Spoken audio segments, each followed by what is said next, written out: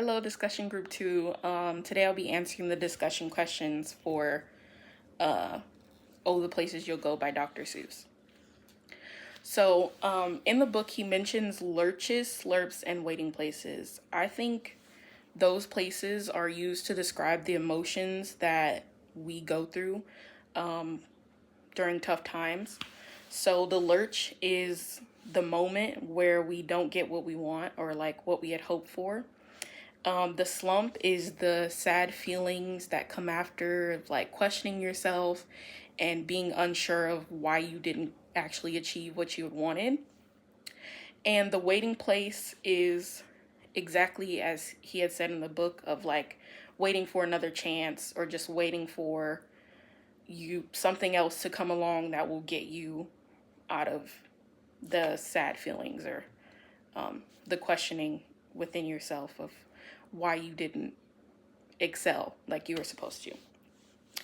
I think those places or those emotions are unavoidable because everyone goes through hard times.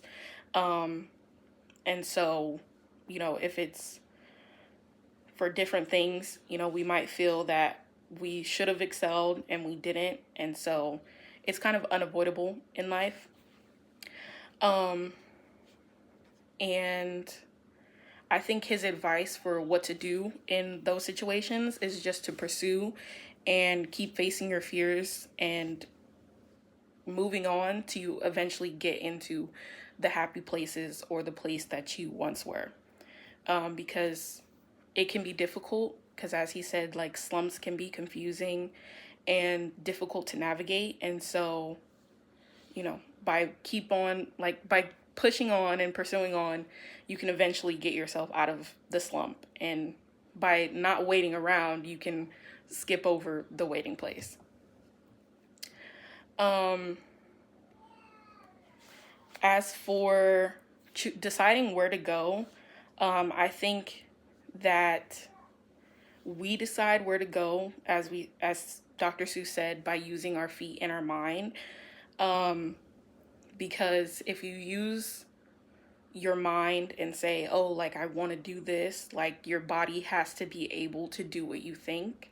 If you think you can climb a mountain, but you physically can't because, your legs or you don't know how to climb or like there's just something physically holding you back, then you actually can't climb a mountain. But if you physically can climb a mountain, but you don't think that you can, you don't have the mindset that that's something you can do, you'll never even attempt it. And so that just won't be the place that you decide to go. I think his advice is to just use your mind and your judgment on what path is correct for you, because you know where you want to go and you know where you can go and what you're physically able to do.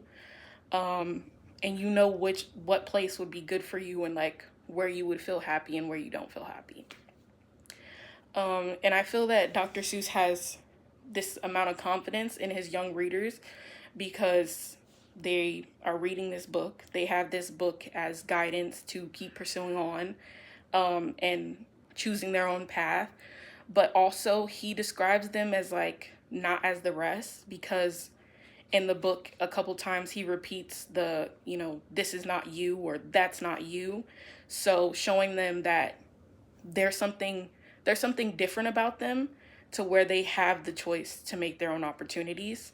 And I think his idea of just being successful is being able to navigate through life, because if you can get through the slumps and the waiting places and the lurches and get back to the happy places, like repeatedly time after time, then you'll be successful in life and you won't have to be stuck in a waiting place and like never get back to a happy place, if that makes sense. Yeah, thanks.